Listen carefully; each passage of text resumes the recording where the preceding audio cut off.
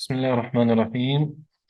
إن الحمد لله والصلاة والسلام على أشرف الأنبياء وعلى آله وأصحابه أجمعين. أما بعد، ابھی ہم نماز با جماعت اور امامت کے مسائل کے حوالے سے باب پڑھ رہے ہیں۔ کتاب الصلاۃ کے اس باب کے اندر چند ایک حدیثیں ہم نے پڑھی ہیں، اور اس وقت جو ہے وہ سیدنا ابو سعید خدری رضی اللہ تعالی عنہ کی روایت ہمارے سامنے ہے۔ سیدنا ابو سعید خدری رضی اللہ تعالی عنہ سے روایت ہے کہ ان رسول اللہ صلی اللہ علیہ وآلہ وسلم، کہ بے شک رسول اللہ صلی اللہ علیہ وآلہ وسلم نے رعا دیکھا فی اصحابہ تأخرن، کہ ان کے کچھ صحابہ جو ہیں وہ تھوڑا سا پیچھے ہیں، پیچھے ہٹے ہوئے ہیں۔ فقال، تو آپ صلی اللہ علیہ وسلم نے ارشاد فرمایا، تقدموا، آگے بڑھو، فأتموا بی، اور میری پیروی کرو، وَلْيَأْتَمَّ بِكُمْ مَنْ بَعْدَكُمْ، اور چاہیے کہ پیروی کریں تمہاری جو تمہارے بعد والے ہیں، یعنی تمہارے جو پیچھے باقی لوگ ہیں وہ تمہاری پیروی کریں اور تم میری پیروی کرو۔ اس حدیث سے جو بات سمجھ آتی ہے، ایک تو یہ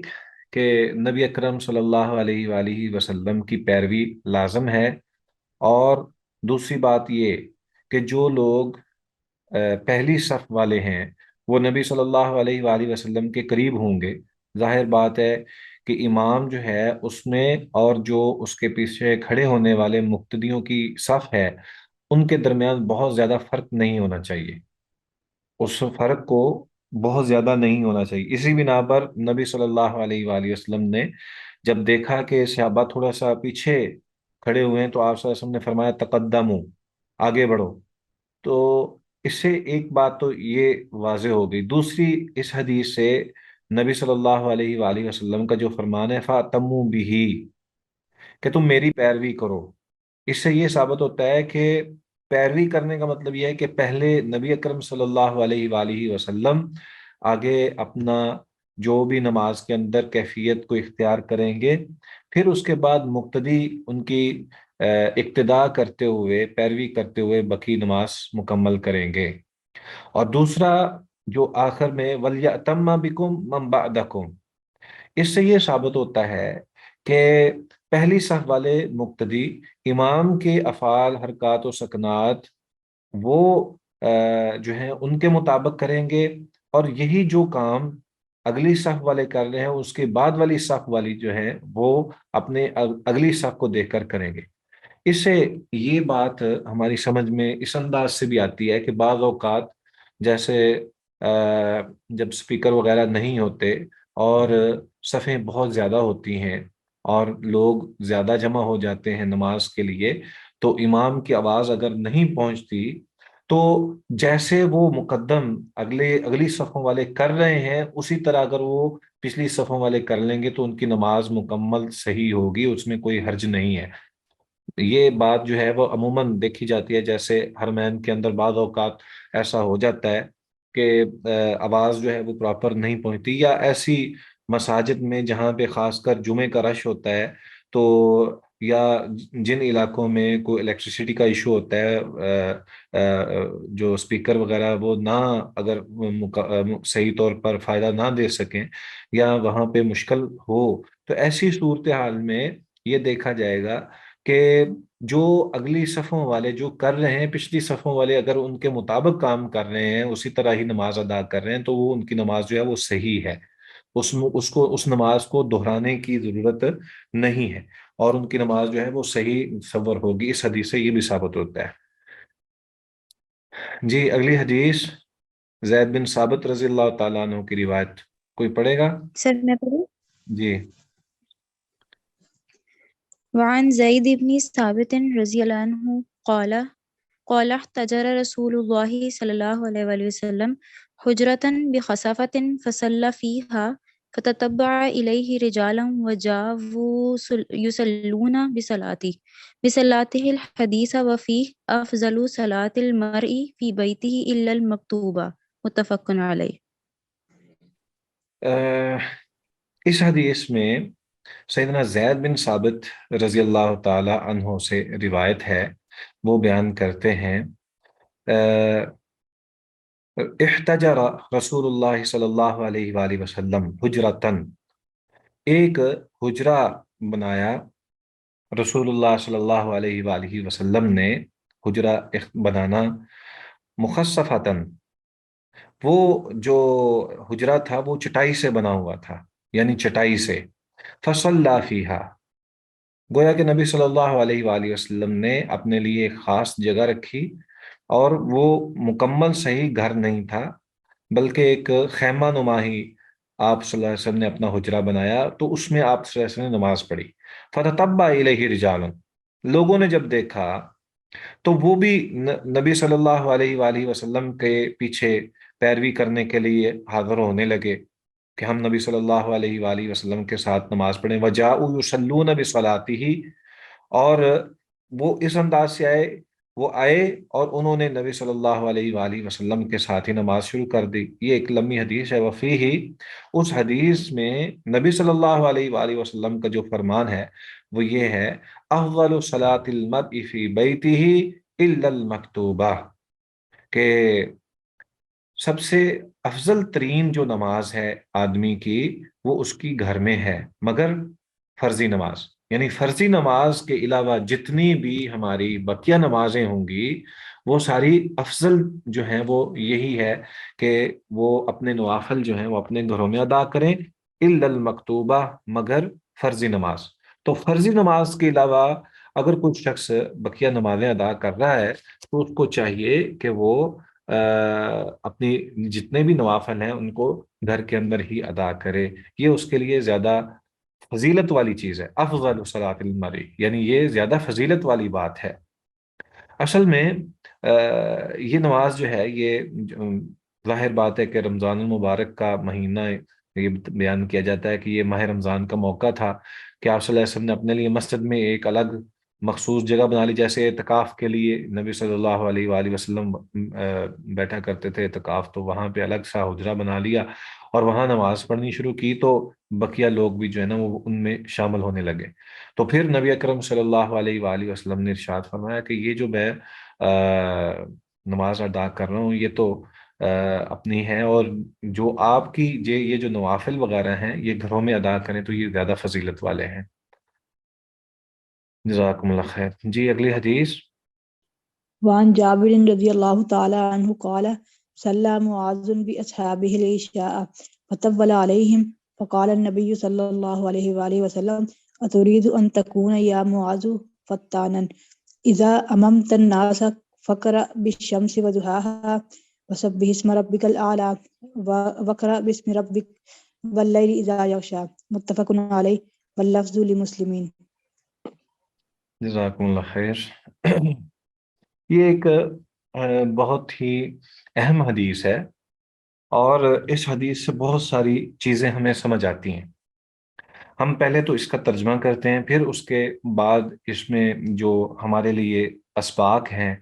और अहकाम हैं उनको जानने की कोशिश करते हैं। सबसे पहली बात तो सैयदना जाबर रज़ी अल्लाह ताला अन्हु बयान करते हैं कि सल्ला मुआज़ बि अस्हाबिहिल इशा, के सैयदना मुआज़ बिन जबल रज़ी अल्लाह ताला अन्हु ने अपने अपने साथियों को इशा की नमाज पढ़ाई, गोया के मुक्तदियों को इशा की नमाज पढ़ाई। फतव्वल अलैहिम, तो ये नमाज उनके लिए लंबी हो गई। फ़क़ाला, लंबी कर दी। फ़क़ाल नबी सल्लल्लाहु अलैहि वसल्लम, तो नबी सल्लल्लाहु अलैहि वसल्लम ने फरमाया, अतुरीदु अन तकूना या मुआज़ फत्तानन, क्या तू ये चाहता है कि ए मुआज़ कि तू फितने में मुब्तला कर दे। फिर आप सल्लल्लाहु अलैहि वसल्लम ने उन्हें ये हिदायत फरमाई, इज़ा अममता इज़ा अममतन नासा फ़क़रा बि वश्शम्सि वदुहाहा वसब्बिह इस्म रब्बिकल आला वक़रा बिस्मि रब्बिकल लज़ी खलक़, के जब तू इमामत कराए लोगों की तो तू ये पढ़े, वश्शम्स वदुहा, ये पढ़ा कर, वश्शम्स वदुहाहा, सब्बिह इस्म रब्बिकल आला और इक़रा बिस्मि रब्बिकल लज़ी खलक़ और वल्लैलि इज़ा यग़शा, मुत्तफ़क़ुन अलैहि, और ये अल्फाज वाली वल्लफ़्ज़ु लिमुस्लिमिन। इस रिवायत के अंदर बहुत सारे असबाक हैं। इसमें सबसे पहली चीज़ तो ये है कि इसकी थोड़ी सी वजाहत है کہ جیسا کہ امام بخاری رحمہ اللہ اس روایت کو بیان کرتے ہوئے اس میں تھوڑی سی وضاحت ہے کہ سیدنا معاذ بن جبل رضی اللہ تعالیٰ عنہ عشاء کی نماز پڑھا رہے تھے، انہوں نے قرات معمول سے لمبی کر دی۔ ایک ظاہر بات ہے کہ یہ علاقہ سارا مدینے والا، یہ کھیتی باڑی والا علاقہ تھا، اور ایک فارمر جو ہے وہ گزرا تو اس کے پاس دو اونٹنیاں بھی تھیں، وہ اپنی اونٹنیاں باہر کھڑی کر کے نماز میں شامل ہو گیا۔ جب اس نے دیکھا کہ قرات بہت طویل ہے تو اس نے نماز توڑ کر الگ اپنی جماعت سے الگ اپنی نماز پڑھی اور نکل گیا۔ تو سیدنا معاذ رضی اللہ تعالیٰ عنہ کو معلوم ہوا تو انہوں نے کہا یہ تو منافق ہے۔ اب وہ شخص جو ہے وہ نبی اکرم صلی اللہ علیہ وسلم کی خدمت میں حاضر ہوا اور سیدنا معاذ بن جبل رضی اللہ تعالیٰ عنہ کی اس بات کو بیان کیا کہ انہوں نے مجھے ایسے منافقت کا الزام مجھ پر لگا دیا ہے۔ آپ صلی اللہ علیہ وسلم نے سیدنا معاذ رضی اللہ تعالیٰ عنہ کو بلایا اور انہیں پھر یہ بیان کی ساری بات، اور اس میں پھر یہ بھی اضافہ ہے کہ اے معاذ تمہارے پیچھے جو ہیں مقتدیوں میں بوڑھے اور کمزور اور ضرورت مند وغیرہ ہوتے ہیں، تو ان تمام کے لیے ان تمام کا جو ہے وہ خیال رکھنا یہ ضروری ہے۔ دراصل یہ وہ علاقہ ہے سیدنا معاذ بن جبل رضی اللہ تعالی عنہ، ان کا یہ طریقہ کار تھا جو کہ بڑا معروف تھا کہ یہ پہلے نبی صلی اللہ علیہ وآلہ وسلم کی مطابقت میں مسجد نبوی میں نماز ادا کیا کرتے، پھر اپنے محلے کی مسجد کے امام تھے تو وہاں پہ جا کے عشاء کی نماز ادا کیا کرتے۔ اب ہوتا یہ کہ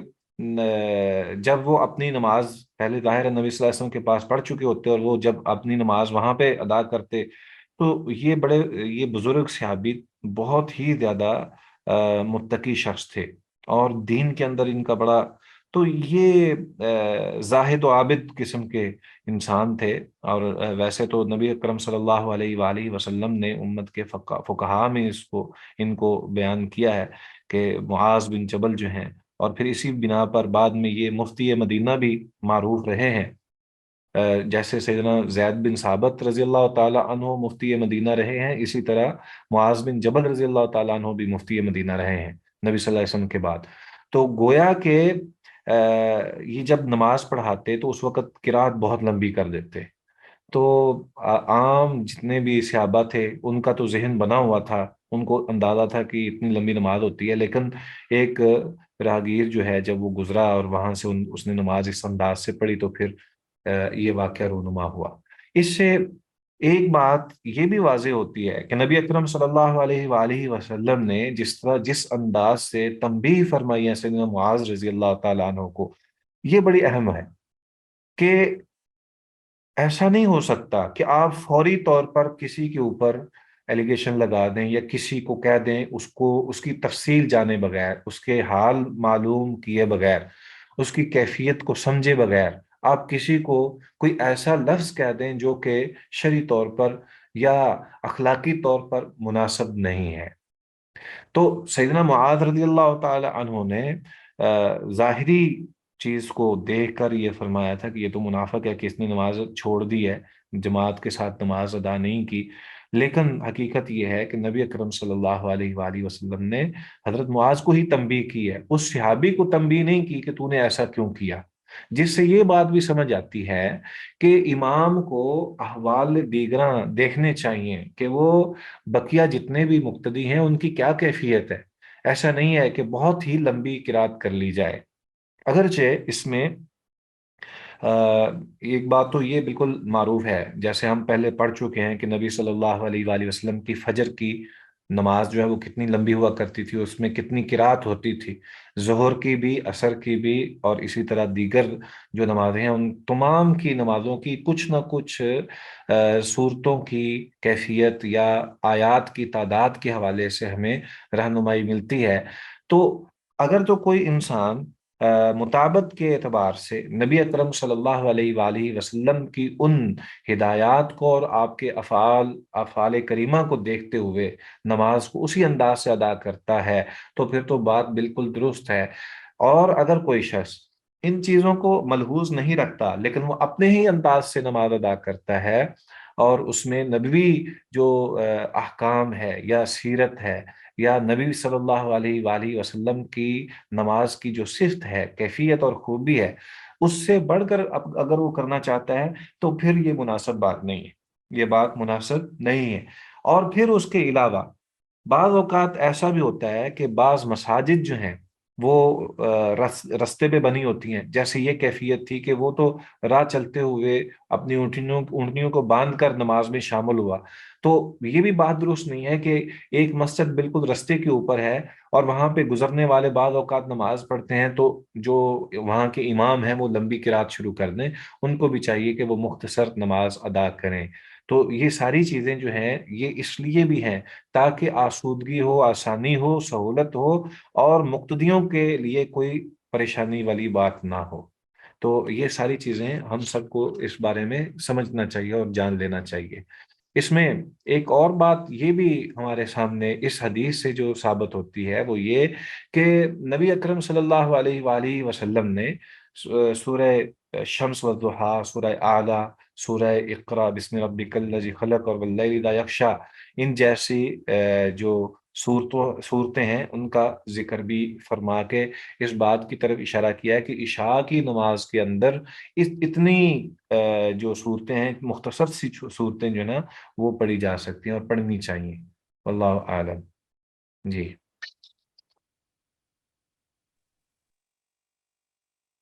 سب یہاں سے ہمیں اس جگہ سے یہ بھی اشارہ ملتا ہے کہ 4 رکعت نماز نفل بھی پڑھی جا سکتی ہے۔ نہیں، وہ نفل تو نہیں پڑھ رہے تھے نا شیخ صاحب، لیکن ان کی نماز تو نفلی تھی، استدلال تو لیا جا سکتا ہے یہاں سے، نہیں کیونکہ نہیں، فرض نماز صلی تو معاذ نبی رحمت کے پیچھے باصحابہ العشاء،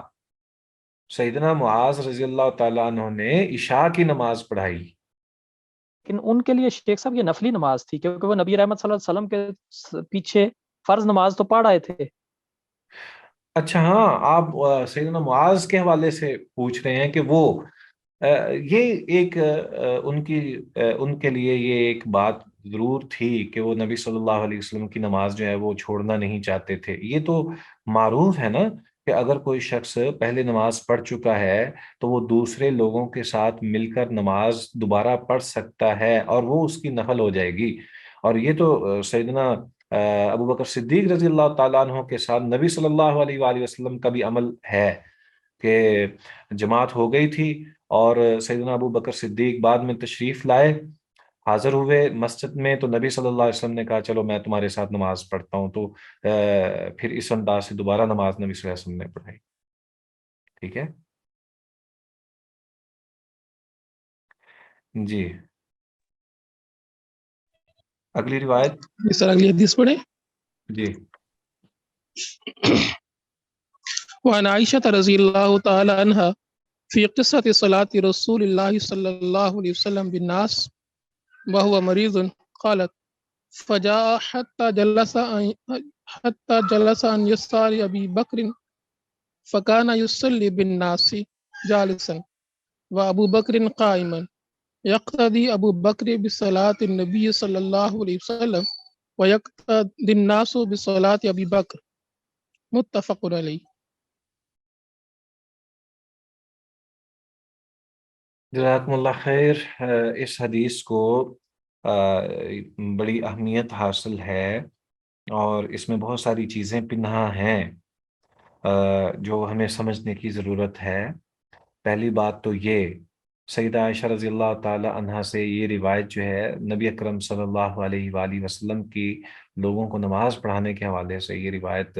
معروف ہے،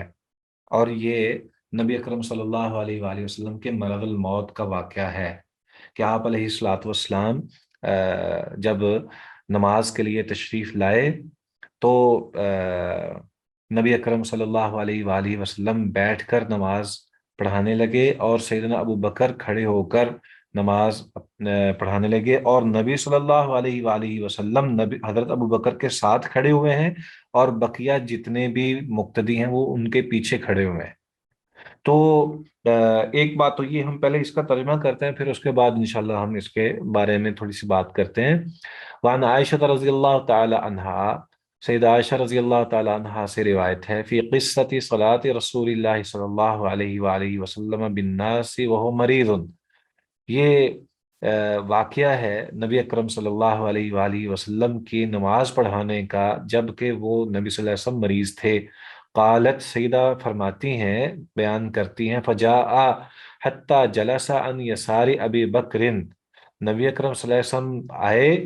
آپ یہاں تک کہ بیٹھ گئے حضرت ابو بکر کی بائیں جانب، فکان یصلی بالناس جالسا، تو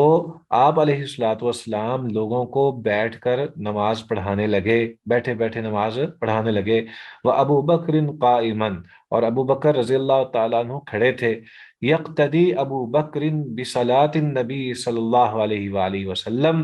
حضرت ابو بکر نبی صلی اللہ علیہ وآلہ وسلم کی اقتداء کر رہے تھے، وَيَقْتَدِي النَّاسُ بِصَلَاةِ أَبِي بَكْرٍ، اور لوگ حضرت ابو بکر کی نماز کی اقتداء کر رہے تھے، متفق علیہ۔ اس روایت کے اندر جو اسباق ہمیں ملتے ہیں، ایک بات تو یہ کہ نبی اکرم صلی اللہ علیہ وآلہ وسلم بیمار تھے اور آپ بائیں جانب بیٹھ کے نماز پڑھا رہے تھے، گویا کہ امام جو ہے وہ بائیں جانب ہے، اور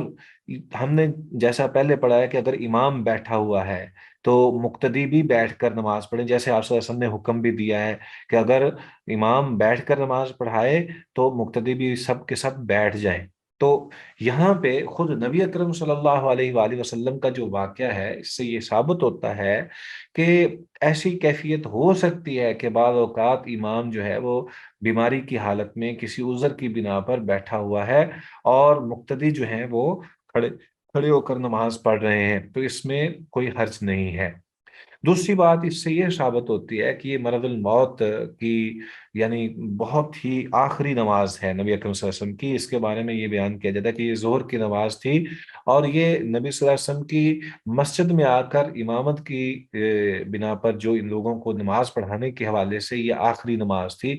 تو یہ بات بھی ثابت ہوتی ہے۔ اسی طرح اس روایت سے ایک بات یہ بھی ثابت ہوتی ہے کہ نبی اکرم صلی اللہ علیہ وآلہ وسلم کی اقتداء حضرت ابو بکر کر رہے تھے، اور حضرت ابو بکر کی اقتداء جو ہے وہ بقیہ لوگ کر رہے تھے، گویا کہ براہ راست جو ہے وہ حضرت ابو بکر ہیں، پھر اس کے بعد مقتدی باقی ہیں۔ یہ نہیں ہے کہ سارے لوگ نبی صلی اللہ علیہ وآلہ وسلم کو براہ راست فالو کر رہے تھے، ایسی بات نہیں ہے۔ اسی طرح اس سے یہ بات بھی ثابت ہوتی ہے کہ حضرت ابو بکر صدیق رضی اللہ تعالی عنہ یہ وہ شخص ہیں کہ جو براہ راست نبی صلی اللہ علیہ وآلہ وسلم کی اقتداء کرنے والے ہیں، اور باقی لوگ حضرت ابو بکر کی اقتداء کرنے والے ہیں۔ اس سے پہلے ایک اور بھی روایت موجود تھی جس میں اس بات کا تذکرہ ہے، معروف ہے وہ روایت، کہ نبی صلی اللہ علیہ وآلہ وسلم نے سیدہ عائشہ رضی اللہ تعالی عنہا کو جو ہے وہ بار بار فرمایا، اور پھر اب بالآخر تنبیہ بھی کی کہ ابو بکر کو حکم دو کہ وہ نماز پڑھائے، تو سیدہ عائشہ رضی اللہ تعالی عنہا اصرار کرنے لگیں کہ اللہ کے نبی، وہ تو بڑے آزردہ حال ہیں آپ کی بنا پر، اور ان کا دل جو ہے وہ بڑا نرم ہے، تو وہ کیسے نماز پڑھائیں گے، آپ کسی اور کو فرما دیجئے۔ تو نبی اکرم صلی اللہ علیہ وسلم نے سختی کے ساتھ تنبیہ فرماتے ہوئے کہا کہ میں تمہیں کہہ رہا ہوں کہ تو ابو بکر کو کہہ کہ وہ جماعت کروائے۔ تو اس سے یہ بھی ثابت ہوتا ہے کہ حضرت ابو بکر صدیق رضی اللہ تعالی عنہ ہی جو ہیں وہ خلیفہ اول ہیں، اور یہ نبوی ایک ترتیب تھی یا اللہ کی طرف سے تقسیم تھی، اور حکم شرعی حکم تھا، جس کی جو ہے وہ صورت جو ہے وہ نماز کے حوالے سے پوری امت نے دیکھ لی تھی، واللہ تعالی عالم۔ جی اگلی روایت سیدنا ابو ہریرہ رضی اللہ تعالی عنہ کی۔ وعن أبي هريرة رضي الله تعالى عنه أن النبي صلى الله عليه وسلم قال إذا أما أحدكم الناس فليخفف فإن فيهم الصغير فليخفف فإن فيهم الصغير والكبير والضعيف وذا الحاجة فإذا صلى وحده فليصلي كيف شاء متفق علیہ۔ جزاکم اللہ خیر۔ ایک یہ روایت سیدنا ابو ہریرہ رضی اللہ تعالی عنہ کی روایت ہے، یہ بھی تقریباً اسی موضوع اور اسی انداز سے ملتی جلتی ہے جس طرح سیدنا معاذ رضی اللہ تعالیٰ عنہ کو نبی صلی اللہ علیہ وسلم نے ارشاد فرمایا۔ تو سیدنا ابو ہریرہ رضی اللہ تعالیٰ عنہ بیان کرتے ہیں کہ ان النبی صلی اللہ علیہ وآلہ وسلم قال، بلا شبہ نبی اکرم صلی اللہ علیہ وآلہ وسلم نے ارشاد فرمایا، اذا اما احدکم الناس، جب تم میں سے کوئی ایک امامت کرائے لوگوں کی، فلیخفف، بس چاہیے کہ وہ اسے خفیف کر لے، یعنی مختصر کر لے۔ فإن فیہم الصغیر والکبیر والضعیف وذا الحاجۃ، کیونکہ بلا شبہ مقتدیوں میں چھوٹے بھی ہیں، بڑے بھی ہیں، کمزور بھی ہیں، اور ضرورت مند بھی ہیں، حاجت مند بھی ہیں۔ فإذا صلی وحدہ فلیصلی کیف شاء، بس جب وہ نماز پڑھے تنہا اپنی وحدہ اکیلے کی، فلیصلی، بس چاہیے کہ وہ نماز پڑھ لے کیف شاء، جیسے اس کو پسند ہے۔ متفق علیہ۔ اس حدیث سے یہ بات سامنے آتی ہے کہ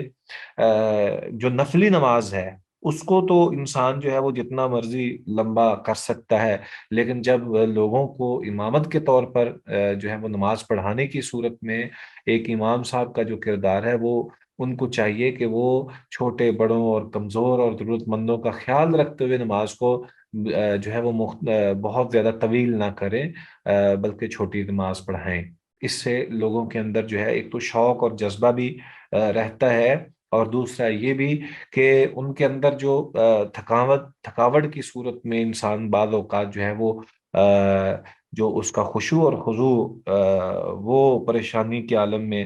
جو ہے وہ خراب ہوتا ہے، وہ خراب نہیں ہوگا، بلکہ وہ صحیح طور پر نماز کو ادا کر سکے گا۔ لیکن اس میں یہ بات بہرحال ضرور ہے کہ مسنون طریقہ نماز کا اس کو اختیار کرنا چاہیے۔ یہ نہیں ہے کہ انسان جو ہے وہ بہت جلدی بہت ہی زیادہ خفیف کر دے۔ یعنی مسنون طریقہ کار کیا ہے کہ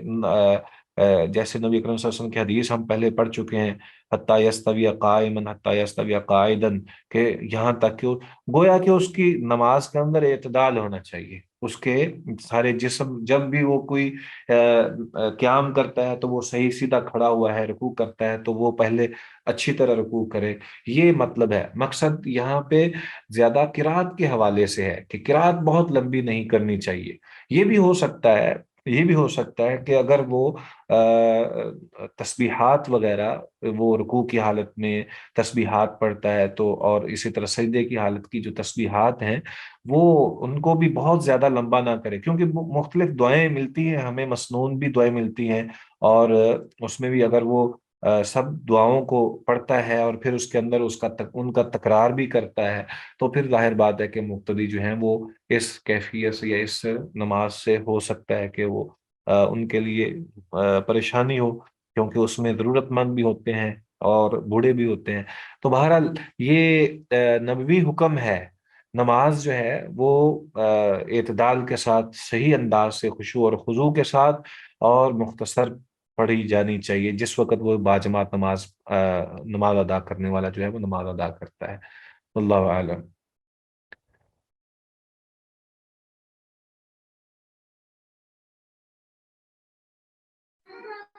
اس میں ایک بات میرے ذہن وهنا میں، ایک منٹ سمجھ بھائی، ایک بات جو میرے ذہن میں آ رہی ہے کہ یہاں پہ خواتین کی بھی نماز کا خیال رکھنا چاہیے، اس کو بھی سمجھنا چاہیے۔ دیکھیں گھر کے اندر ظاہر بات ہے کہ اس حدیث میں اگرچہ اس بات کا ذکر ہے کہ جب تو امامت کروائے تو اس وقت یہ کیفیت ہو، لیکن بعض اوقات خواتین کی نماز کو بھی اپنی نمازوں کا اس انداز سے خیال رکھنا چاہیے کہ جیسے نبی صلی اللہ علیہ وآلہ وسلم کی ایک نماز آتی ہے نا کہ جس میں آپ جماعت فرما رہے تھے، جماعت کرا رہے تھے تو بچہ رونے لگا تو آپ صلی اللہ علیہ وسلم نے اس نماز کو مختصر کر دیا۔ تو اسی طرح خواتین کا بھی بعض اوقات ایسی کیفیت ہو سکتی ہے کہ ان کو ظاہر ہے کہ اگرچہ وہ امامت نہیں کروا رہی، وہ انفرادی نماز ان کے لیے ہوتی ہے اور وہ انفرادی نماز پڑھ رہی ہیں، تو اگر ان کے گھر میں کوئی حاجت مند ہے اور ظاہر ہے ان کے کام کاج ہوتے ہیں، تو اس میں اگر وہ اعتدال کے ساتھ نماز پڑھیں، وہ بہت زیادہ لمبی نہ کریں، تب تو ٹھیک ہے۔ لیکن اس کا مقصد یہ بھی نہیں ہے کہ بہت ہی جلدی نماز پڑھ لیں اور بہت جلدی، ہم عموماً ایک جملہ کہا کرتے ہیں، وہ میں سمجھتا ہوں کہ اس سے احتراز کرنا چاہیے. کہ ہم اکثر یہ کہتے ہیں کہ باقی کام جو ہے بڑے تسلی کے ساتھ، تو جب ہم نے نماز کے لیے کسی کو کہنا ہو یار میں بس آیا نماز پڑھ کے، بس آیا، میں بس جلدی جلدی نماز پڑھ کے آیا، تو یہ جو ہم الفاظ بھی اختیار کرتے ہیں نا، اس کو بھی تھوڑا سا سمجھنے کی ضرورت ہے. ہمیں یہ نہیں ایسا کہنا چاہیے کہ ہم نماز جلدی جلدی بس نماز پڑھ کے آئے. تو جلدی نماز کا اس انداز سے کہ وہ اس کے ارکان بھی پورے نہ ہوں اور اس کو صحیح اطمینان بھی حاصل نہ ہو، یہ مناسب نہیں ہوتا. نماز بڑے خشوع خضوع کے ساتھ پڑھنی چاہیے. لیکن یہ بات ٹھیک ہے اپنی جگہ پر، جیسا نبی صلی اللہ علیہ وسلم کا یہاں پہ بھی حکم ہے کہ حاجت مندوں کا خیال رکھنا، اور تو یہ بھی اپنی جگہ پر درست بات ہے. واللہ اعلم. اس بارے میں کوئی آپ چیز ایڈ کرنا چاہیں تو وہ کر سکتے ہیں، یا سمجھنا چاہتے ہیں تو آپ بات کر سکتے ہیں، یا اگلی روایت پڑھیے. سر السلام علیکم. وعلیکم السلام جی. سر جیسے مطلب بچے ہیں، کوئی اور بچوں کو اٹھانے والا نہیں ہے، تو میں نماز بندہ پڑھ رہا ہے تو بچے کافی شور کر رہے ہیں، تو خشوع خضوع اس میں مطلب اتنا زیادہ نہیں رہتا. ظاہر ہے کہ یہ ایک ایسی مجبوری ہے کہ جس میں ہم نے ہر صورت میں لا محالہ اس میں نماز تو ادا کرنی ہے نا. ہم یہ تو نہیں کر سکتے کہ جیسے ہی ظاہر بات ہے کہ گھروں کے اندر جیسی صورتحال ہوتی ہے کہ بچے بھی ہیں اور باقی بھی ہو سکتے ہیں کہ وہ اپنی باتیں بھی کر رہے ہوتے ہیں تو خشوع خضوع کا، لیکن حتی الوسع انسان جو ہے وہ کوشش کر سکتا ہے اس میں. باقی جس میں انسان جو ہے وہ استطاعت نہیں رکھتا نا، اس میں شریعت جو ہے اس سے صرف نظر کر جاتی ہے، اس کو معاف کر دیتی ہے، اس میں کوئی حرج نہیں ہوتا. جزاک اللہ. جی ایمن کہیے. سر اگر کوئی نماز پڑھ رہا ہو اور پیچھے سے کچھ لوگ میوزک چلا دیں اور پھر بندہ نماز توڑ دے اور ان کو روکے، یا پھر یہ کرے کہ نماز کو کنٹینیو رکھے اور یہ بھی فوکس کرنے اہم کی ترین کوشش؟ سوال ہے. بعض کفار کے جو ہے نا ممالک، ایون اب تو پاکستان میں بھی اللہ معاف کرے، جب انسان ایک گھر میں نماز پڑھ رہا ہوتا ہے تو بازار سے گزرنے والے باقی جتنے بھی ہیں انسٹرومنٹس، جتنے بھی یہ گانے بجانے والے جتنے بھی ہیں، یہ بھی اپنے آپ کو محتاط نہیں رکھتے اور ان کو اس بات کا احساس نہیں ہوتا. تو ایسی صورتحال میں انسان بے بس ہو جائے نا جب، تو اس کو اپنی نماز نہیں توڑ لینی چاہیے، اس کو اپنی نماز بہرحال مکمل کر لینی چاہیے. اور وہ کب تک انتظار کرتا رہے گا کہ یہ اپنے نہیں آوازوں سر، کو. مطلب اگر بندہ ان سے ریکویسٹ کر لے کہ آپ پلیز والیوم آہستہ کر دیں تو وہ لوگ کر تو دیتے ہیں، لیکن آئی مین ٹو سے جیسے اچانک ہی کوئی اس طرح پڑھ رہا ہو، کسی کو نہ پتا ہو اور اچانک سے پیچھے سے وہ میوزک وغیرہ لگا دیں، تو اس میں پھر ان سے ریکویسٹ کرنی چاہیے نماز توڑ کے، یا پھر کنٹینیو ہی کرنی چاہیے کہ چلیں سلام پھیر کے ان کو کہہ دیتے ہیں، یا اس طرح سے؟ نہیں، وہ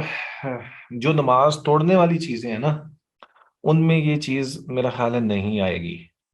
اس کو اپنی نماز مکمل کرنی چاہیے، کیونکہ یہ بھی ایک بات ذہن میں رکھیں کہ اللہ کا جو فرمان ہے نا، اس میں یہ حکم ہے کہ اپنی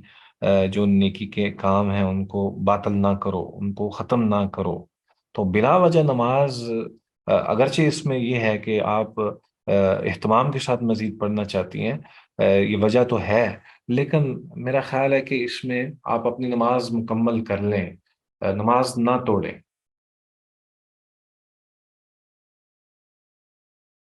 واللہ عالم. واللہ عالم. اس بارے میں یہ سمجھتا ہوں کہ اب کتنی دفعہ بندہ کسی کو اپنی نمازیں توڑ توڑ کے سمجھاتا رہے گا اور کہتا رہے گا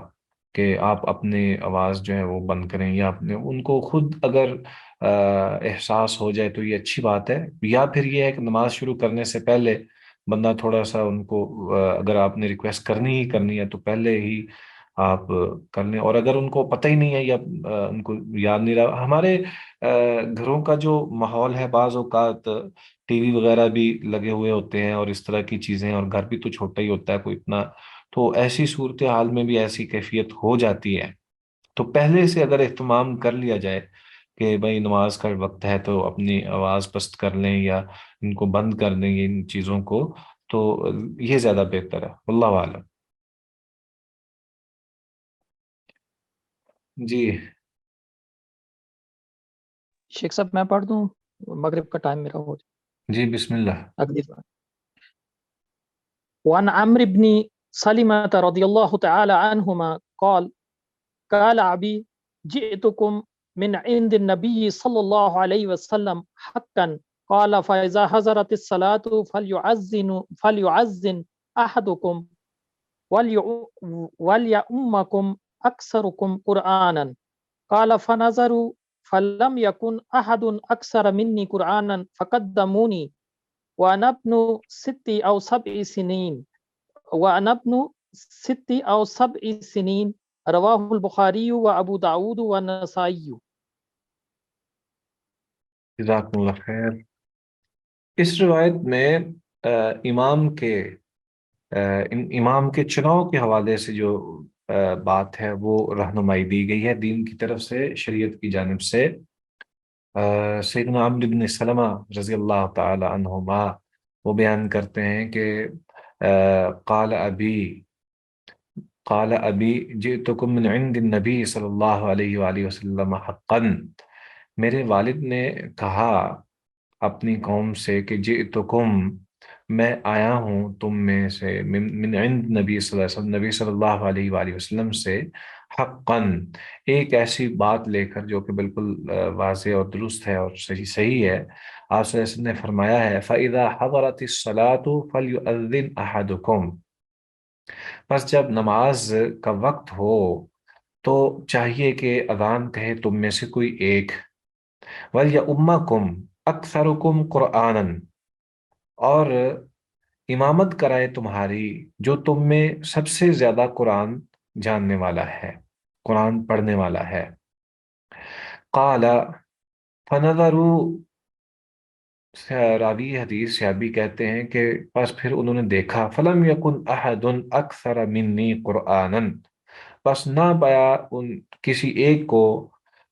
کسی ایک کو بھی، اکثر جو زیادہ ہو، منی مجھ سے، قرآن پڑھنے والوں میں سے، فقدمونی، چنانچہ انہوں نے مجھے مقدم کر دیا، یعنی امام بنا لیا، وانا ابن 6 اور 7 سنین، اور میں اس وقت 6 یا 7 سال کا تھا۔ رواہ البخاری و ابو داود و النسائی۔ اس روایت سے جو بات سمجھ آتی ہے، جیسا کہ اللہ تبارک و تعالیٰ کا ایک قانون بھی ہے، هل يستوي الذين يعلمون والذين لا يعلمون، کہ کیا جاننے والے اور کیا نہ جاننے والے برابر ہو سکتے ہیں؟ اسی طرح بہت ساری چیزوں میں جو یہی اصل بات ہے کہ جو اللہ کا محبوب ہے، جو متقی ہے، اور جو قرآن کے ساتھ جس کا تعلق زیادہ ہے، وہ زیادہ اللہ کے قریب بھی ہے، اور وہی اس بات کا حق بھی رکھتا ہے کہ وہ لوگوں کو بھی رہنمائی دے۔ تو اہل علم کا چناؤ جو ہے وہ بہت ہی زیادہ فضیلت والی بات ہے، کہ اگر اصل چیز تو یہی ہے کہ جس کو قرآن زیادہ یاد ہے یا قرآن کے ساتھ جس کا تعلق زیادہ ہے وہی نماز پڑھائے، اور وہی اس قابل ہے کہ وہ جماعت کروائے۔ اس میں ایک بات تو سامنے نظر آتی ہے نا، کہ ظاہر بات ہے کہ اس میں قرات کرنی ہے تو جس کو قرات آتی ہوگی تو وہی جماعت کرائے گا، لیکن دوسری بات یہاں فضیلت کی بھی ہے، کہ فضیلت بھی اسی کو ہی حاصل ہے جو زیادہ قرآن کو جاننے والا ہے۔ ہم حدیث پڑھ رہے تھے جس میں نبی اکرم صلی اللہ علیہ وآلہ وسلم کا فرمان ہے فَإِذَا حَضَرَتِ الصَّلَاةُ فَلْيُؤَذِّنْ أَحَدُكُمْ وَلْيَؤُمَّكُمْ أَكْثَرُكُمْ قُرْآنًا، کہ جب نماز کا وقت ہو جائے بس چاہیے کہ اذان کہے تم میں سے کوئی ایک، اور امامت کرائے وہ جو سب سے زیادہ قرآن پڑھنے والا ہو۔ تو اس حدیث سے جو بات ہم جس کا ذکر کر رہے تھے وہ اس طرف اشارہ کرتی ہے کہ دراصل نبی اکرم صلی اللہ علیہ وآلہ وسلم نے اس روایت سے ایک بات تو جو ہمیں سمجھ آتی ہے وہ یہ کہ مؤذن کے لیے کوئی بھی بات یا حکم جاری نہیں کیا، کہ یہ کہا گیا ہو کہ مؤذن جو ہے اس کی قابلیت دیکھی جانی چاہیے کہ وہ قرآن کتنا پڑھا ہوا ہے، البتہ امامت کے لیے جو ہے وہ یہ بات رکھی گئی ہے کہ ان میں امامت کے حوالے سے جو فضیلت ہے وہ اس کو حاصل ہے جو کہ زیادہ قرآن کو سمجھنے اور پڑھنے والا ہے۔ اس حوالے سے ایک دوسرا پہلو بھی بعض جو ہیں وہ بیان کرتے ہیں ائمہ کرام رحمہم اللہ، ان کا یہ موقف ہے کہ دراصل اس میں یہ بات ضروری ہے، بعض لوگ یہ سمجھتے ہیں کہ آواز صحیح ہو، آواز خوبصورت ہو، قرات بہت خوبصورت کرنے والا ہو تو پھر تو جو ہے وہ اس میں کوئی شک نہیں ہے۔ بعض اوقات خصوصیت جو ہے وہ علم کی ہوتی ہے، بعض اوقات خصوصیت قرات کی ہوتی ہے اور تجوید کی اور حسن ادائیگی کی، یہ بات ہوتی ہے۔ تو ان تمام چیزوں میں جو بات صحیح ہے وہ درست یہی ہے کہ انسان کو جو ہے وہ یہ دیکھنا چاہیے کہ قرآن کو پڑھنے کے ساتھ ساتھ اس کو اس کا فہم بھی اگر ہو تو وہ زیادہ فضیلت والا انسان ہے اور فضیلت والا شخص ہے۔ کیونکہ ائمہ میں ایک اختلاف تو اس بات کا ہے کہ قرات سے مراد کیا وہ اس کا مفہوم بھی جانے، یا قرات سے مراد کیا وہ صرف قرآن کا پڑھنے والا ہی ہو، یعنی ایک ہے قاری اور ایک ہے عالم، تو ان دونوں میں فقیہ جو ہے وہ زیادہ اہمیت والا ہے یا صرف قاری ہی یہاں مراد ہے؟ تو بہرحال اس اعتبار سے اگر دیکھا جائے تو ایک تو یہ بات سامنے رکھنی چاہیے کہ جس کو مقرر کیا جاتا ہے امامت کے طور پر وہ حق رکھتا ہے کہ وہی جماعت کرائے، بے شک اس کے بعد پیچھے جو ہے وہ دوسرے کوئی نماز ادا کرنے والے ہوں، دوسرے کوئی جماعت نماز ادا کرنے والے اہل علم بھی ہوں، تو ان کو ظاہر بات ہے کہ جو مقرر کیا ہوا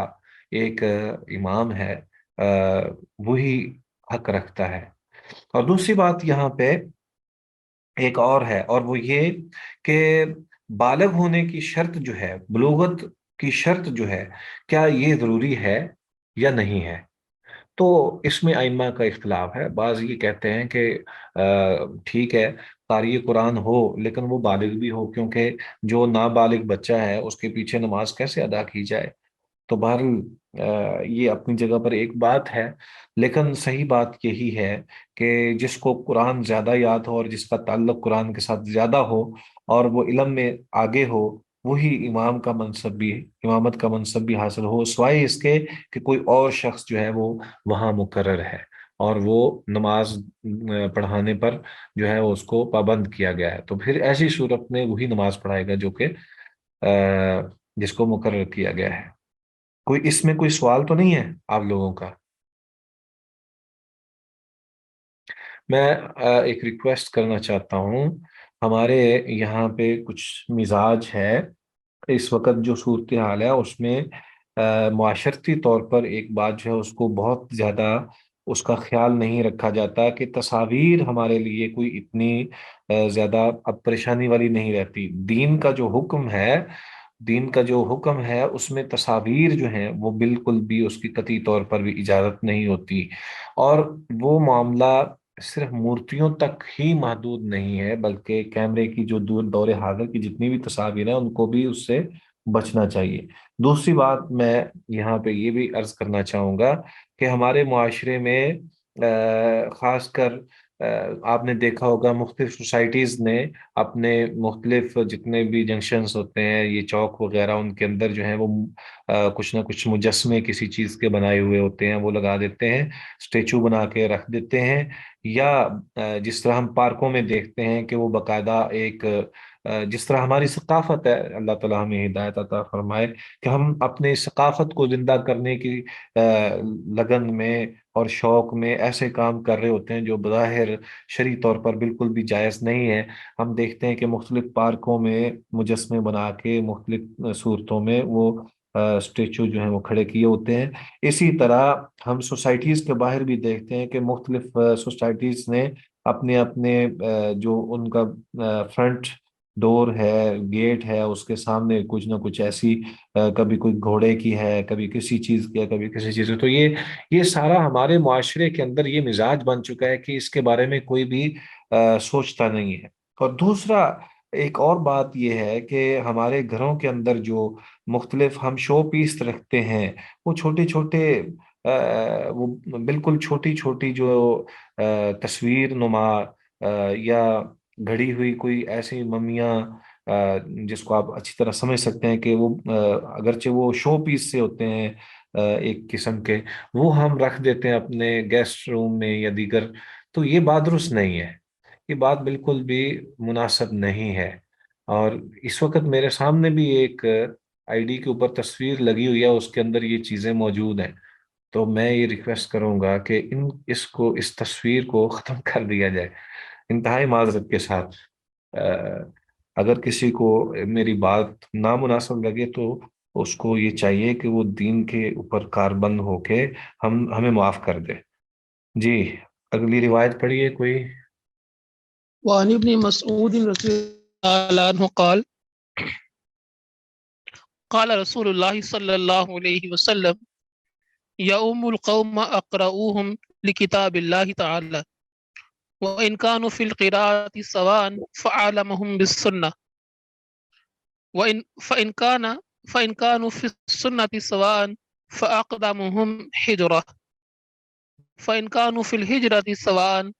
فأقدمهم سلما وفي رواية سنن ولا يؤمن الرجل في سلطانه ولا يقعد في بيته على تكريمته إلا بإذنه رواہ مسلم۔ دین کی خوبصورتی بہت ہے، بہت باکمال دین ہے، اور اس نے کوئی ایسی چیز نہیں چھوڑی جس میں انسان کے لیے رہنمائی نہیں ہے۔ اس دین کی یہ خوبصورتی ہے کہ وہ ہر ایک کو اس کا حق دیتی ہے۔ دین کمال چیز ہے، اس کو اختیار کرنے سے کسی کا نقصان نہیں ہوتا، بلکہ ہر ایک چیز اور ہر ایک شخص اپنا اپنا حق حاصل کر پاتا ہے۔ اسی حدیث کو اگر ہم اس تناظر میں دیکھیں تو بہت ہی خوبصورت بات ہے۔ سیدنا عبداللہ بن مسعود رضی اللہ تعالی عنہ بیان کرتے ہیں کہ قال رسول اللہ صلی اللہ علیہ وآلہ وسلم، رسول اللہ صلی اللہ علیہ وسلم نے ارشاد فرمایا، یا ام القوم اقرؤہم لکتاب اللہ تعالی، کہ امامت کروائے قوم کی جو سب سے زیادہ اللہ کی کتاب کو پڑھنے والا ہو۔ فَإِن كَانُوا فِي الْقِرَاءَةِ سَوَاءً فَأَعْلَمُهُمْ بِالسُّنَّةِ، اور اگر وہ قرآن مجید پڑھنے میں برابر ہوں، یعنی گویا کہ وہ دونوں ہی حافظ ہیں یا دونوں صحیح طور پر تجوید کے ساتھ جو ہے وہ قرآن پڑھتے ہیں، تو پھر کیا ہونا چاہیے؟ پھر دیکھنا یہ چاہیے اگر وہ برابر ہیں فَأَعْلَمُهُمْ بِالسُّنَّةِ، پھر اس کے بعد امامت کا حق وہ رکھتا ہے جو سنت نبوی کا زیادہ علم رکھنے والا ہے۔ فَإِن كَانُوا فِي السُّنَّةِ سَوَاءً فَأَقْدَمُهُمْ حِجْرَةً، اور اگر وہ حافظ قرآن بھی ہے اور عالم بھی ہے، یعنی ان کا درجہ دونوں میں برابر ہے، کہ ایک طرف تو وہ قرآن کو بھی اسی طرح اور حدیث کو بھی اسی طرح برابر برابر جانتے ہیں، تو پھر نبی صلی اللہ علیہ وسلم نے فرمایا فَأَقْدَمُهُمْ حِجْرَةً، تو جس نے ہجرت میں پہلے ہجرت کی ہے وہ زیادہ حق رکھتا ہے کہ وہ نماز پڑھائے۔ فَإِن كَانُوا فِي الْهِجْرَةِ سَوَاءً فَأَقْدَمُهُمْ سِلْمًا، اور پھر اگر یہ بھی برابر ہیں، وہ ہر جگہ پہ دوست بھی ہیں اور عالم بھی ہیں اور قاری قرآن بھی ہیں، تو پھر یہ دیکھنا ہوگا کہ ان دونوں میں یا ان سب میں کون شخص ہے جو پہلے اسلام قبول کرنے والا تھا، جس نے سب سے پہلے اسلام قبول کیا ہے وہ نماز پڑھانے میں مقدم ہو۔ وفی روایت سنن، اور ایک روایت میں جو موجود ہے وہ لفظ سلمن، یا اسلام کے حوالے سے، یا سنن یا عمر کے اعتبار سے، یعنی اس کی عمر جو ہے وہ اگر بڑی ہے تو بڑی عمر والا جو ہے وہ زیادہ حق رکھتا ہے کہ وہ امامت کرائے۔ ولا يؤمن الرجل فی سلطانہ، اور اس کے بعد یہ ایک خاص حکم بتایا گیا ہے کہ کوئی آدمی کسی آدمی کے اقتدار میں، یعنی اس کی موجودگی میں امامت نہ کروائے۔ یعنی یہ وہی بات ہے جیسے میں نے آپ سے یہ ابھی ذکر کی ہے کہ انسان کو چاہیے کہ جو مقرر کیا ہوا امام ہے وہی حق رکھتا ہے تو وہ امامت کروائے، کوئی دوسرا امامت نہ کروائے۔ یا پھر یہ ہے کہ اگر کوئی بادشاہ ہے، سلطان ہے یا حکمران ہے، اور وہ وہاں اس علاقے کا جو ہے وہ، ظاہر بات ہے کہ اسی کو حق ہے کہ وہ امامت میں بھی مقدم ہو سکتا ہے۔ وَلَا يَقْعُدْ فِي بَيْتِهِ عَلَى تَكْرِيمَتِهِ إِلَّا بِإِذْنِهِ، اور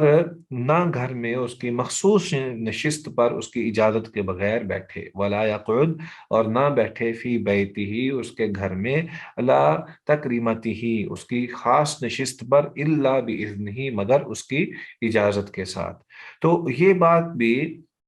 بڑی اہمیت والی ہے کہ ایک تو یہ ہے کہ جو صاحب البیت ہے وہ زیادہ حق رکھتا ہے، اور اگر مسجد کا امام ہے تو وہ نماز کا امامت کا زیادہ حق رکھتا ہے، اور اسی طرح جو شخص کسی کے پاس جائے اور اس کی ایک خاص نشست ہے، جگہ ہے، مقرر ہے، تو اس جگہ پر کوئی دوسرا نہ بیٹھے بلکہ اسی کو ہی حق ہے۔ اس میں ایک بات یہ بھی ہوتی ہے کہ بعض اوقات عزت دینے کی وجہ سے، عزت کی بنا پر بعض لوگ کسی کو مقدم کر دیتے ہیں نماز پڑھاتے ہوئے، اور اسی طرح اپنی نشست پر بٹھانا بھی ایک اعزاز اور اکرام کی بنا پر کسی کو یہ گزارش کی جاتی ہے کہ آپ میری جگہ پر بیٹھیں، تو یہ ان کے لیے ایک اعزاز کی بات ہوتی ہے۔ تو اس کو بھی سمجھنا چاہیے کہ نبی اکرم صلی اللہ علیہ وآلہ وسلم نے یہ جو درجہ بندی کی ہے، یہ اس انداز سے بھی ہے کہ یہ عام حالت ہے۔ ایسا ہو سکتا ہے کہ کسی مسجد میں امام مقرر نہ کیا گیا ہو، تو اگر ایسی صورتحال ہے تو پھر تو ایسا ہی ہوگا۔ اور اگر ہم سفر کی صورت کو دیکھیں تو سفر کا بھی ایک جو ہے وہ امام ہوتا ہے، یعنی سفر کے اندر بھی جیسا کہ یہ ایک دینی مسئلہ ہے کہ جب آپ سفر کرتے ہیں تو سفر میں ایک شخص کو ذمہ دار بنا دیا جاتا ہے کہ یہ اس کے کہنے کے مطابق، فیصلہ کرنے کے مطابق ہم سفر کریں گے، تو یہ بات بھی درست ہے۔ اور جب ہم کسی ایک شخص کو قائد تصور کر لیتے ہیں، بے شک وہ سفر میں ہے، تو پھر اس کی ہی اقتداء میں نماز بھی پڑھنی چاہیے۔ البتہ بعض اوقات ایسا ہو جاتا ہے کہ ایک کام میں ایک شخص جو ہے وہ کسی کو فوقیت دیتا ہے یا اس کو جو ہے موقع دیتا ہے، تو دوسری جگہ پر۔ واللہ تعالی عالم۔ جی، کسی نے سوال کرنا ہے؟ سر میں نے پوچھنا تھا کہ پرانے زمانے میں تو یہ تھا کہ جو سپہ سالار ہوتے تھے فوج کے، وہ خود امامت کرا دیتے تھے، یا پھر کچھ ایسے عرب ملک ابھی بھی ہیں جہاں پہ کہہ لیں کہ خلیفہ وقت جو ہیں وہ خود امامت کراتے ہیں، لیکن یہاں پہ جو دائرہ اقتدار میں امامت کا ہے، یعنی یہاں جس طرح دیکھا جائے، اب بعض ملک ہیں جہاں پہ حکمران یا سیاستدان یا اس طرح سے لوگ جو ہیں وہ اتنے قرآن کا نالج نہیں رکھتے، یا آرمی میں بھی لوگ بڑے عہدوں پہ ہیں لیکن وہ اتنا نالج نہیں رکھتے جتنے ان سے لوور رینکس والے رکھتے ہیں، تو اس میں بھی پھر ہم پہلی حدیثوں پہ عمل کریں گے جس میں ہے کہ جو زیادہ علم والا ہے قرآن کا وہ آگے آئے؟ دیکھیے، اس میں نا ہمیں اپنے طور پر بھی کچھ سمجھ آ جاتی ہے اس بات کی۔ ہونا تو یہی چاہیے کہ جیسے حکم ہے کہ جیسے آپ بھی توقع کر رہی ہیں کہ جو شخص ظاہر سپہ سالار ہے یا کوئی بڑا ہے تو وہ اتنا ہی عالم بھی ہونا چاہیے، اور اس کو اتنا ہی بڑا جو ہے وہ قاری قرآن بھی ہونا چاہیے، لیکن یہ انسان توقع ہی کر سکتا ہے۔ لیکن ہر ایک شخص بہتر جانتا ہے کہ جو اس کے لیے ہے، اور جو وہ اپنے انداز سے جو وہ کر سکتا ہے۔ اس میں نا بعض اوقات ایسا بھی ہوتا ہے کہ جھگڑے ہوتے ہیں، بعض اوقات کسی کے دل میں یہ خیال، جھگڑا نہ بھی ہو تو کوئی یہ بھی خیال کر سکتا ہے کہ یار میں زیادہ پڑھا لکھا تھا تو مجھے، یا میری یہ اہلیت ہے، یا میرا یہ مقام اور درجہ ہے یا فضیلت ہے تو مجھے یہ حق تھا۔ تو اس بنا پر ان چیزوں کو شریعت نے تھوڑا سا واضح کرنے کی کوشش کی ہے۔ دوسری بات یہ ہے کہ جو شخص خود یہ سمجھتا ہے کہ وہ اس بات کا اہل نہیں ہے، وہ دوسرے کو مقرر کر سکتا ہے نا۔ جیسے عموماً جو ہے وہ اس بات کی طرف صحابہ جو ہیں وہ کسی اور کو بھی جو ہے وہ امام بنا دیا کرتے تھے، اس میں کوئی شک نہیں ہے۔ خود نبی اکرم صلی اللہ علیہ وآلہ وسلم جب مدینہ سے باہر تشریف لے جاتے تو آپ خود مقرر کر دیتے، تو اس سے یہ ثابت نہیں ہوتا تھا یا اس سے یہ لازم نہیں آتا کہ وہی ہر ایک چیز میں جو ہے وہ مقدم ہے. جیسے کہ اب عبداللہ ابن ام مکتوم رضی اللہ تعالی عنہ کو نبی صلی اللہ علیہ وسلم اکثر و بیشتر اپنے پیچھے مصلی کا امام ان کو کھڑا کرتے، اور باقی امور کے لیے باقی کئی اور صحابہ تھے جن کو مقرر کیا جاتا تھا. تو اس لیے یہ بات بالکل اسی طرح ہی ہے. البتہ وہ خاص موقع ہم نے ابھی جو پڑھی ہے حدیث جس میں حضرت ابو بکر صدیق کو جو حکم دیا گیا تھا اور وہ امامت کروا رہے تھے، تو یہ ایک خاص موقع تھا کہ حضرت ابو بکر کو ہی جو ہے وہ مصلی پہ کھڑا کیا جائے. تو یہ بھی ایک انداز ہے، لیکن یہ اب جو دور حاضر کی صورتحال ہے اس کو سامنے رکھتے ہوئے ضروری نہیں ہے کہ جو حکمران ہے وہی جماعت کروائے، جبکہ وہ اہل علم میں سے نہیں ہے، لیکن اگر اختلاف کی کوئی صورت بنتی ہو تو وہی امامت کروائے، یہ بھی زیادہ بہتر ہے. اختلاف سے بچنا مقصد ہے، ان تمام چیزوں میں اختلاف سے بچنا مقصد ہے کہ اختلاف نہیں کرنا چاہیے. تو اگر سارے لوگ جو ہیں وہ کسی چیز پر اتفاق کر لیتے ہیں تو یہ بات زیادہ مناسب ہے. اللہ عالم.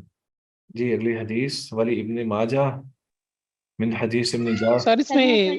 جو پہلے والی حدیث ہے اس کی روشنی میں اگر کوئی استاد اپنے شاگرد سے کہ بیٹا تم امامت کراؤ تو جی اس کی تو چلے گا وہ کام نا؟ یہ دیکھیں نا تعمیل کرنا ادب سے زیادہ، حکم کی تعمیل کرنا یہ ادب کرنے سے زیادہ اہمیت والی بات ہے.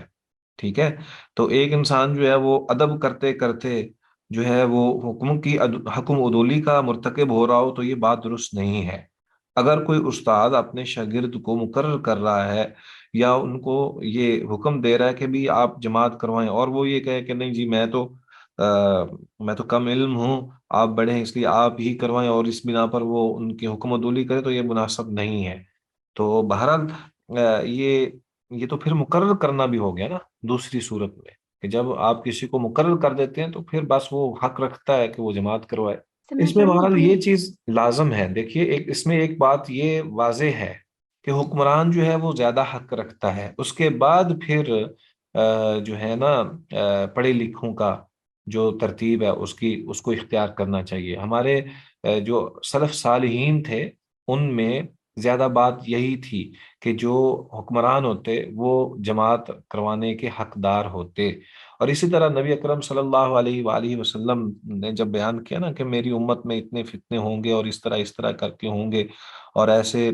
لوگ آ جائیں گے حاکم بن جائیں گے، تو صحابہ نے پوچھا کہ اللہ کے نبی کیا ہم پھر اس دور میں خروج کریں ان کے خلاف؟ تو آپ صلی اللہ علیہ وسلم نے فرمایا کہ نہیں، جب تک وہ تمہارے ذبیحہ کھاتے ہیں اور تمہارے ساتھ تمہیں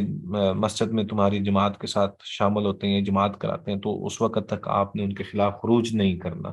تو اس سے یہ بات بھی ثابت ہوتی ہے کہ واللہ عالم میرا جو مفہومی میں نے حدیث بیان کی اس میں تھوڑا سا فرق بھی ہے، لیکن اس سے یہ ثابت ہوتا ہے کہ بہرحال جو حاکم وقت ہے وہ زیادہ حق رکھتا ہے پڑھے لکھے سے کہ وہ جماعت کروائے. واللہ عالم. جی ولی ابن ماجہ من حدیث جابر رضی اللہ تعالی عنہ ولا تؤمن امرأة رجلا ولا اعرابی مہاجرا ولا فاجر مومنا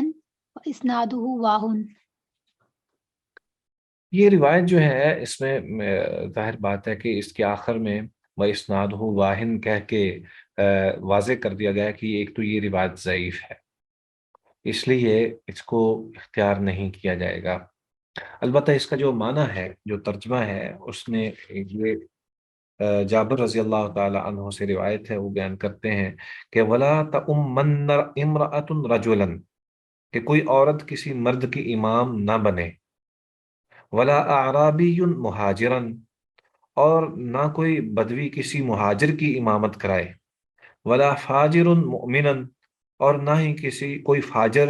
شخص جو ہے وہ مومن کی امامت کروائے. بظاہر یعنی مفہوماً یہ روایت متناً جو ہے یہ مناسب ہے کہ عورت جو ہے وہ کیا مرد کی امامت کرا سکتی ہے؟ یہ بالکل بھی بات مناسب نہیں ہے اور شرعی تقاضوں کے بالکل بھی برعکس ہے کہ کوئی عورت جو ہے وہ امامت کروائے۔ اس کے بارے میں یہ بڑا مسئلہ ہے کہ پہلے کچھ عرصہ گزرا ہے کہ جس میں خواتین نے یورپ میں اور دیگر یہ جو علاقے ہیں ان میں خواتین نے جماعت کروائی اور اس میں پیچھے جو ہیں وہ مرد بھی کھڑے ہوئے تھے۔ تو اس صورتحال کو کافی اختلاف بھی اس میں رونما ہوا، اور بہرحال اس کا پھر بعد میں جائزہ بھی لیا گیا اور امت نے اس کو قبول نہیں کیا، اور اس کو واضح طور پر اس میں فتویٰ بھی آ گیا کہ یہ بات درست نہیں ہے۔ لیکن یہ روایت اگرچہ ضعیف ہے تو اس بات کو یہ بالکل سامنے واضح ہو جاتی ہے کہ کوئی عورت جو ہے وہ آدمی کی امامت نہیں کروا سکتی، کیونکہ حق جو ہے وہ مرد کا ہے۔ اسی طرح اگر ہم یہ دیکھیں کہ عرابی بدو آدمی جو ہے وہ مہاجر شخص کی اور ایک فاجر شخص جو مومن کی امامت نہ کروائے، تو مقصد یہی ہے کہ ان کا مقام اور درجہ جو ہے وہ افضل ہے، اس بنا پر یہ کہا گیا ہے، اگرچہ یہ روایت جو ہے وہ ضعیف ہے، واللہ تعالی عالم۔ جی اگلی روایت پڑھیے۔ سر یہ بدوی دیہاتی اور مہاجر والی بات سمجھ نہیں آئی، کیونکہ یہ بدو جو تھے پڑھے لکھے نہیں تھے اس لیے کہا ہوا ہے، یا پھر ویسے کوئی ریجن کی وجہ جی سے؟ جی بالکل، اصل میں مہاجر شخص ہے نا، اس کی اپنی فضیلت ہے، جیسے پچھلی روایت میں بھی ہے نا کہ جن میں جو مہاجر ہجرت کرنے میں مسابقت رکھنے والا تھا وہ تھا، اور عربی تو وہ ہے کہ جو دراصل نبی اکرم صلی اللہ علیہ وآلہ وسلم کے ساتھ رہنے والا نہیں ہے۔ اور مدنیت کا مطلب ایک تو یہ بھی ہے نا کہ وہ سویلائزڈ نہیں ہے، کہ اگر کوئی شخص سویلائزڈ نہیں ہے اور اس کو مسئلے مسائل کا اندازہ ہی نہیں ہے تو وہ کیسے جماعت کرائے گا، جبکہ اس کے پیچھے جو ہے وہ زیادہ اہل علم میں سے اور مہاجر بن کر ایک شخص مسابق اسلام کے اندر مسابقت کرنے والا شخص موجود ہے۔ تو ایسا شخص جو کہ علم سے نابلد ہے وہ کیسے ایک ایسے شخص کی امامت کروائے کہ جو عالم ہے اور جو زیادہ پڑھا لکھا ہے؟ یہ یہاں سے یہ مقصود ہے۔ وان انس، سر میں پڑھوں؟ جی وعن انس رضی اللہ عنہ ان النبی صلی اللہ علیہ وآلہ وسلم قال رصوا صفوفکم وقاربوا